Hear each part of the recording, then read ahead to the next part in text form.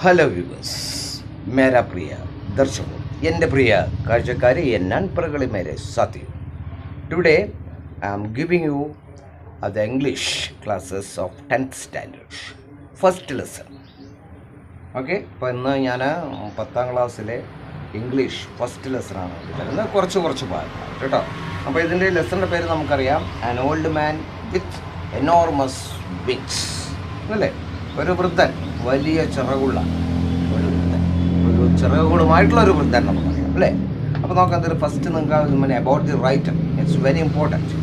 It will come as profile writing. അതായത് profile writing ആയിട്ട് വരാം റൈറ്ററെ. ഒന്ന് നോക്കാം. About the author Gabriel Garcia Marquez. അദ്ദേഹത്തിൻ്റെ പേര് ഗബ്രിയേൽ മാരിയ ഗ്രാഷ്യ മാർക്കോസ്. 1927-2014. അപ്പോൾ അടുത്ത 11 വർഷം മുമ്പാണ് അദ്ദേഹം മരിച്ചത്. Was A Colombian novelist and one of the greatest writers of 20th century. അപ്പോൾ അദ്ദേഹം ഒരു കൊളംബിയൻ എഴുത്തുകാരനാണ്. കൊളംബിയ ഇറ്റ്സ് ഫേമസ് കൺട്രി, അറിയാമല്ലേ, നല്ല ഫുട്ബോൾ കളിക്കുന്ന ഒരു രാജ്യമാണ്.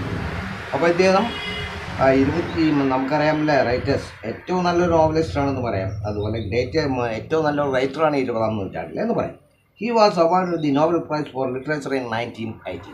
അപ്പോൾ അദ്ദേഹത്തിന് നോബൽ സമ്മാനം ലഭിച്ചിട്ടുണ്ട് 1982. ഹിസ് നോട്ടബിൾ വർക്ക്സ് ആർ, അദ്ദേഹത്തിൻ്റെ പ്രധാന രചനകളാണ് ഏതായിരുന്നു? Love in the time of cholera, first one. Then no one writes to the colonel, second one, and 100 years of solitude. അപ്പോൾ ഇതൊക്കെയാണ് പ്രധാനപ്പെട്ട അദ്ദേഹത്തിൻ്റെ കൃതികൾ എന്ന് പറയുന്നത്. He is one of the best non Latin American writers of our time. അപ്പോൾ വളരെ അറിയപ്പെടുന്ന ഒരു ലാറ്റിൻ അമേരിക്കൻ എഴുത്തുകാരനാണ് നമ്മുടെ ഈ കാലഘട്ടത്തെ എന്ന് പറയാം. ഞാനിതിൻ്റെ ഷോർട്ടായിട്ടൊരു തരാം നമുക്ക് പോയിൻറ്റ്സ് ആയിട്ട്. ഇതിനെക്കുറിച്ച് നമുക്ക് വൈഡായിട്ട് പറയാനുള്ള ടൈം ഉണ്ടാവില്ല. സോ നമുക്ക് നോക്കാം. ഫസ്റ്റ് പോയിൻ്റായിട്ട് നമുക്ക് കൊടുക്കാം സ്ട്രേഞ്ച് വിസിറ്റ് എന്ന് പറയാം, അല്ല, വളരെ വിചിത്രമായ ഒരു സന്ദർശനം എന്ന് പറയാം. One day Pelayo saw a strange figure in his courtyard. അപ്പോൾ പെലായോ എന്ന് പറയുന്ന വ്യക്തി ഒരു ദിവസം കാണുകയാണ് തൻ്റെ മുറ്റത്ത് ഒരു സ്ട്രേഞ്ച് ആയിട്ടുള്ളൊരു ഫിഗർ, അല്ല, വിചിത്രമായിട്ടുള്ള ഒരു രൂപത്തിൽ. It was A very old man with enormous wings entangled in mud. അല്ലേ, അപ്പോൾ അദ്ദേഹം അങ്ങനെയാണ്, വളരെ പ്രായമായിട്ടുള്ള ഒരു വ്യക്തിയായിരുന്നു, വലിയ ചിറകുകളുമായി. അദ്ദേഹം മഡിൽ അങ്ങനെ പൊതഞ്ഞു കിടക്കുകയാണ്, അത് ചെളിയിൽ അല്ലെ പൊതഞ്ഞു കിടക്കുന്നു. His physical appearance was same age frail figure with enormous, അല്ലേ. അതുപോലെ അദ്ദേഹത്തിൻ്റെ ഫിഗർ എന്തായിരുന്നു? ഫ്രയലായിട്ടുള്ള, വളരെ ടയേർഡായിട്ടുള്ള ഒരു ഫിഗറായിരുന്നു. എനോർമസ് ആയിരുന്നു, വളരെ വലുതായിരുന്നു. Then dirty and parasite infected books, അല്ലെ, വളരെ വൃത്തികെട്ടത്. അതുപോലെ പാരസൈറ്റ്, അല്ലേ, എന്തോ അണുബാധയൊക്കെ ഏറ്റ ചിറകുകളാണ് അദ്ദേഹത്തിനുണ്ടായത്.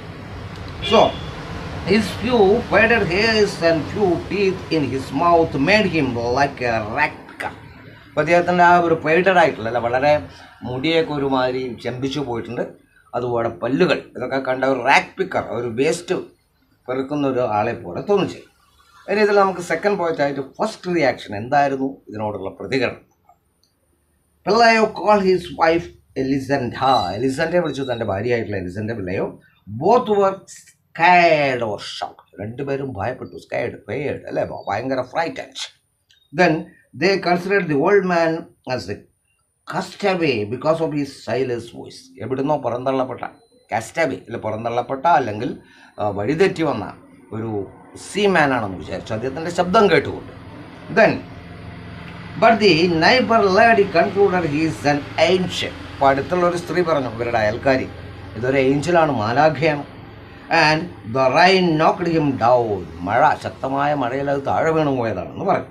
എന്ന് നമുക്ക് ലാസ്റ്റ് പോയിൻ്റായി പറയാം, ദി ഏഞ്ചൽ ഈസ് ലോക്ക്ഡ്. ഈ ഏഞ്ചലിനെ പൂട്ടിയിടും. The next day everyone in the village heard about the angel. അടുത്ത ദിവസം ആ ഗ്രാമത്തിലെ എല്ലാവരും ഈ ഏഞ്ചലിനെ കുറിച്ച് അറിയുന്നു. Pelayo locked him in the kitchen coop to keep himself, അല്ലേ, അത് ചിക്കൻ കോപ്പ്, അല്ലേ, അതായത് കോഴിക്കോട് എന്നൊക്കെ പറയാം, കോഴികളെ വളർത്തുന്ന സ്ഥലത്ത് ഇതിനെ പൂട്ടിയിടുന്നു. That night their sick child got better. ആ രാത്രി അവരുടെ അസുഖമുള്ള കുട്ടി സുഖം പ്രാപിക്കും. And god relieve from illness, അല്ലെ, അസുഖം മാറുന്നു. And they feel grateful to the angel. വല്ലാത്തൊരു ബഹുമാനം, ഒരു ആത്മാർത്ഥമായിട്ടുള്ള ഒരു സ്നേഹമുണ്ടായി അവർക്ക് ഈ ഏഞ്ചലിനോട്. അപ്പോൾ ഇത്രയും ഭാഗങ്ങൾ ഇനിയുണ്ടതിൽ. അപ്പോൾ തൽക്കാലം ഞാൻ ഇവിടെ നിർത്തുകയാണ്. Okay, then we will continue. Okay, then